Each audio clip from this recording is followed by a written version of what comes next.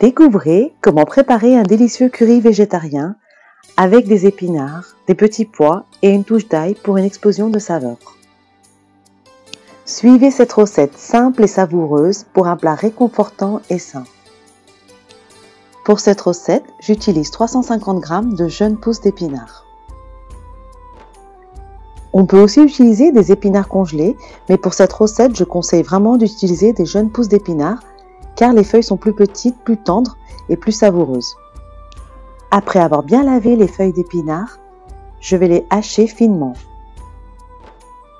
Si comme moi, vous utilisez des jeunes pousses d'épinards, vous pourrez conserver les tiges. Après les avoir hachés finement, on passe à la suite. Dans une poêle, je fais chauffer une cuillère à soupe d'huile. J'ajoute ensuite 20 g de cacahuètes crues.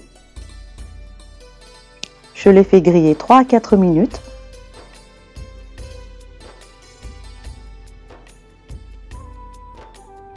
J'ajoute ensuite une cuillère à soupe de graines de sésame.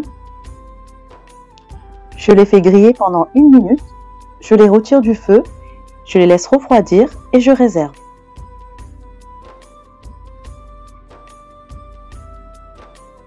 Dans la même poêle, je fais chauffer 2 cuillères à soupe d'huile ou de ghee. J'ajoute 6 gousses d'ail finement hachées. Je fais revenir pendant 2 minutes à feu moyen. J'ajoute les épinards.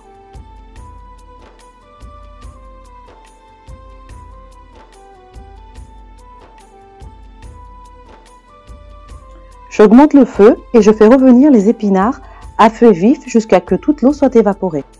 Cette étape prendra quelques minutes, mais il est essentiel que la cuisson se fasse à feu vif. Une fois que toute l'eau s'est évaporée, je retire les épinards du feu.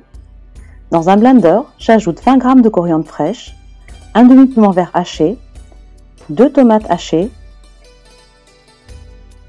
6 gousses d'ail et un morceau de gingembre, les cacahuètes et graines de sésame grillées. Je verse 100 ml d'eau et on mixe le tout jusqu'à obtenir une pâte lisse et onctueuse. Passons maintenant à la préparation du curry. Dans une poêle, j'ajoute 3 cuillères à soupe d'huile, 1 cuillère à café de graines de cumin. Je les fais revenir pendant 1 minute et j'ajoute 1 cuillère à café d'asafoetida. L'asafoetida est traditionnellement utilisée pour faciliter la digestion. Je fais revenir pendant 30 secondes et j'ajoute 2 oignons finement hachés. Bien mélanger pour que les oignons s'enrobent de matière grasse, puis laisser cuire à feu doux jusqu'à ce que les oignons jaunissent. Une fois que les oignons ont pris une belle couleur brunâtre, j'ajoute environ 100 g de petits pois. Je mélange. J'ajoute ensuite 1 cuillère à café de piment rouge moulu, 2 cuillères à café de coriandre moulu, une demi-cuillère à café de curcuma.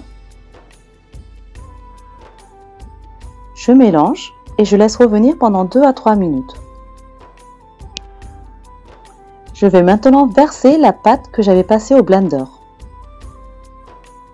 Bien remuer et laisser cuire pendant environ 2 minutes.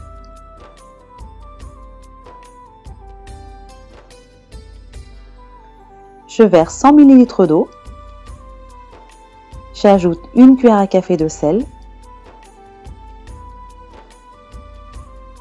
Je mélange.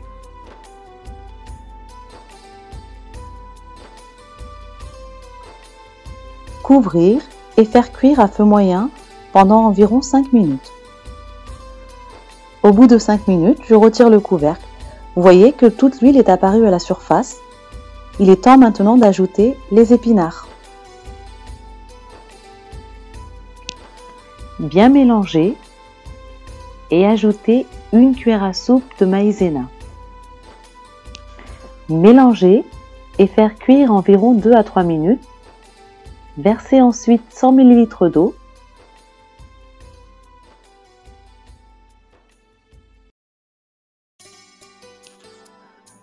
Couvrir en laissant le couvercle légèrement entrouvert pour laisser la vapeur s'échapper. Je laisse mijoter 10 minutes. Au bout de 10 minutes, je retire le couvercle.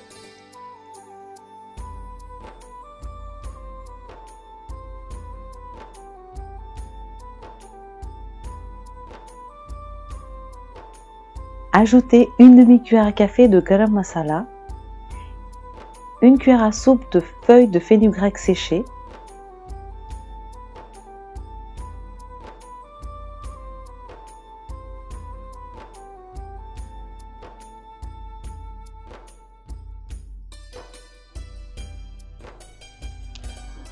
le palak matar est prêt à être servi. Servez ce plat réconfortant accompagné de naan, chapati ou de riz basmati.